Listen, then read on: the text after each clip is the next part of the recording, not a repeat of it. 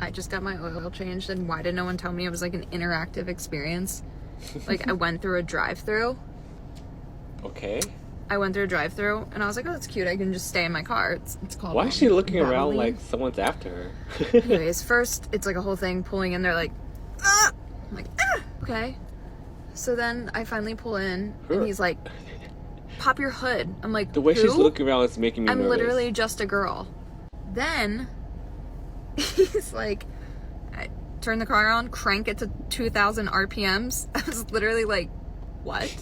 Hi, just throwing this out there. Drive-through oil places are the worst. They get the worst mechanics, they use the worst oil for your car, and they strip your oil plug.